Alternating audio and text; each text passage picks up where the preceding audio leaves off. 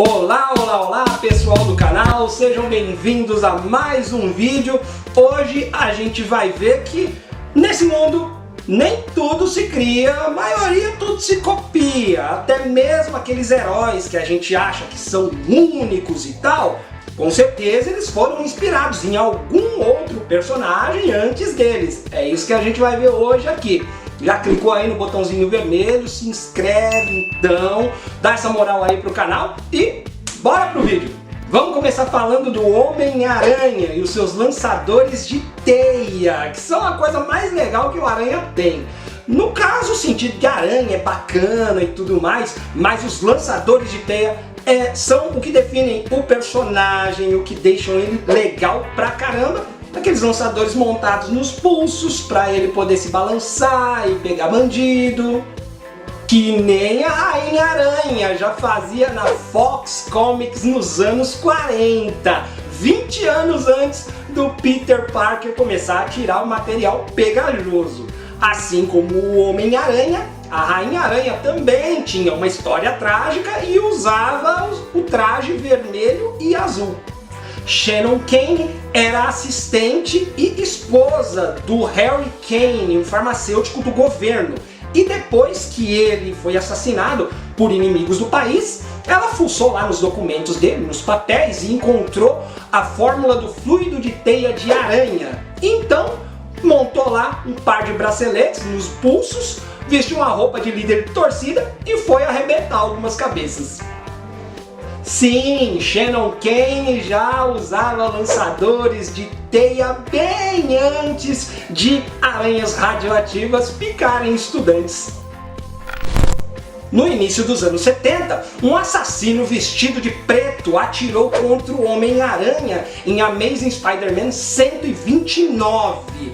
O pessoal curtiu pra caramba aquele cara com a caveira estampada no meio do peito e a Marvel deu pra ele uma série própria. Então, desde ali, o Justiceiro virou ali o primeiro anti-herói dos quadrinhos, fazendo muito sucesso com o público. O Justiceiro foi muito influenciado pelo autor Don Pendleton, que publicou o seu personagem, o Executor, no livro Guerra contra a Máfia, em 68. Que nem o Frank Castle, o Executor ele também tinha um diário de guerra, ele dirigia um furgão high-tech e atirava contra bandidos até a morte. Já o icônico uniforme foi inspirado num personagem dos anos de ouro dos quadrinhos, lá na década de 30, o Terror Negro. A história apresentava o farmacêutico Bob Benton, que inventou uma fórmula que deu a ele super força e invulnerabilidade. Apesar dos poderes comuns, a maioria dos personagens tinha super força e era invulnerável. Naquela época o Terror Negro ele fez bastante sucesso porque ao invés daquele monte de cores berrantes que a maioria usava, ele usava preto com uma caveira estampada no meio do peito.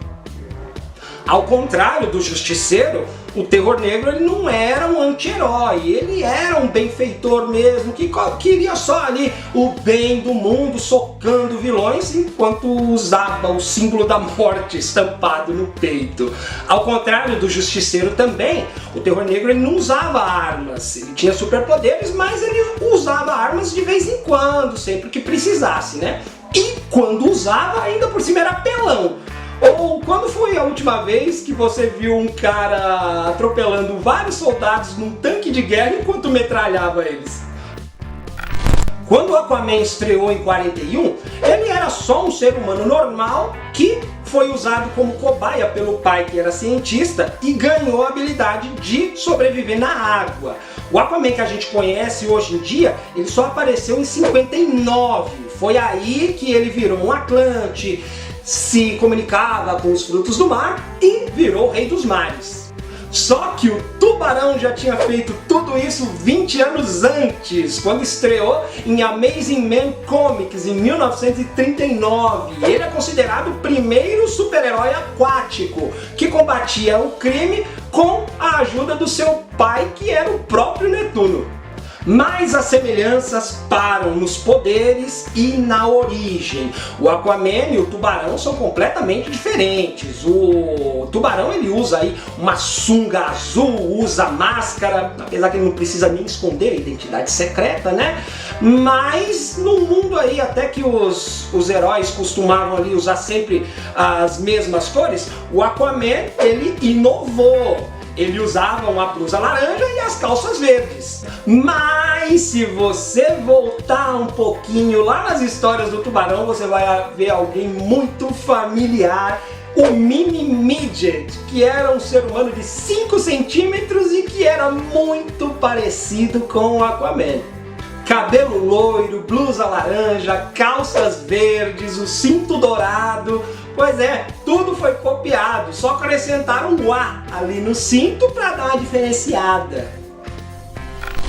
O que você faz quando acorda de manhã e descobre que os seus olhos estão lançando raios destrutivos que você não pode controlar? Bom, você se junta aos X-Men e vira o super-herói mutante Ciclope, claro. Ou, se você estiver 25 anos antes da criação dos X-Men, você pode mudar o seu nome para Cometa. O cartunista Jack Cole é muito mais conhecido por ter criado o Homem Borracha em 41, o primeiro super-herói elástico, até antes do Senhor Fantástico, do Quarteto Fantástico. Mas, antes disso, seu personagem mais popular era o Cometa. O alter ego do Cometa, o John Dickery, era um jovem cientista que descobriu um gás que era 50 vezes mais leve que o hidrogênio. E a ideia de jirico que ele teve foi que a melhor coisa a fazer era injetar nele mesmo. Em vez de ter um ataque do coração, ele descobriu que adquiriu a habilidade do super salto. Aí ele ficou empolgado e começou a tomar mais injeções. E aí ganhou a habilidade de voar. E aí foi tomando mais injeções ainda. Só que aí veio um efeito colateral que sabe-se lá por quê, não tem nada a ver com ele vagando para o espaço que nem um balão desgovernado. Ele descobriu que ele começava a tirar raios desintegradores pelos olhos. Esses raios desintegravam as coisas, mas ainda bem, podiam ser parados por vidro comum. Então ele foi lá, criou um uniforme com óculos de proteção e foi combater o crime. O Ciclope tem um uniforme muito parecido. A diferença é que as rajadas do Ciclope elas não desintegram, são rajadas concussivas. É meio como se ele socasse com os olhos, sem matar. Já o Cometa, na sua primeira aparição em Pep Comics número 1, ele desintegrou nada menos do que 3 bandidos. E quando achou o chefão lá do bando, ele, em vez de desintegrar o cara, ele jogou ele pra morte para dar um descanso pros olhos. O Capitão América surgiu na Segunda Guerra Mundial como um incentivo para os jovens se alistarem no exército. E não tem herói mais americano do que o Capitão Vermelho, Azul e Branco. O Capitão hoje é tão conhecido que se alguém aparecer aí com um personagem com as mesmas cores, vai ter que escrever imitação no meio do peito. E ainda mais se ele tiver uma coisa redonda nas mesmas cores e que seja prova de balas.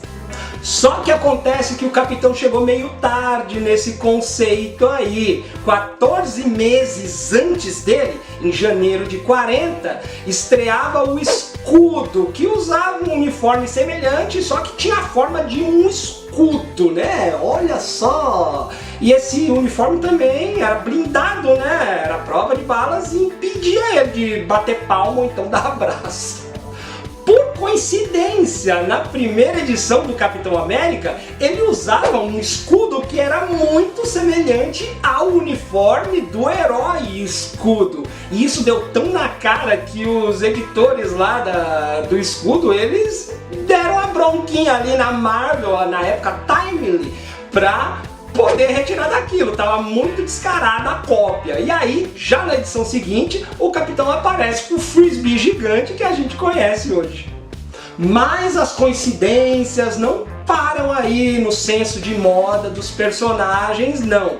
A origem deles também é muito parecida. Os dois ganharam poderes através do soro, os nazistas mataram os criadores do soro também, e o nome do soro, do escudo, era a sigla SHIELD, que é escudo em inglês, e também o nome da organização na onde o Capitão América viria a trabalhar. Mas o escudo ele teve vida curta. O editor decidiu parar de publicar super-heróis e focar no personagem mais popular da editora, o Art. Aliás, o escudo estreou em Pep Comics 1, o mesmo gibi onde apareceu pela primeira vez o Cometa, mostrando que a falta de criatividade não vem de hoje não, já vem faz tempo. Ou seria preguiça que a gente devia chamar? Bom, de qualquer forma, isso não denigra em nada os personagens que a gente ama tanto hoje. Como eu falei, né? Sempre vai ter uma inspiração antes mesmo de um grande sucesso. Até mesmo esses de hoje vão acabar inspirando outros personagens aí pela frente.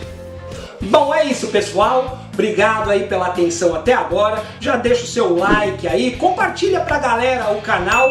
Muita coisa bacana tá vindo aí. Tenho certeza que vocês vão se divertir mesmo por aqui. Até daqui a pouco. Vamos começar falando do Homem-Aranha e os seus lançadores de teia. Caceta de música desgramada. Queria ter a teia pra tirar, né? Que cara mais engraçado. Peguei! Disparadores, ela foi lá e arrebentou. Ai, cara, ficou horrível. Credo. Fluido de teia de aranha. Virou o rei do... Ai, caramba. Tem que encrasquetar no finalzinho. Isso em 20... Ei, caramba, em 29 não, 39. Comics de 1939 e eu esqueci o resto. Concussivas, é como se... Ai, caramba, tá muito embolado, credo.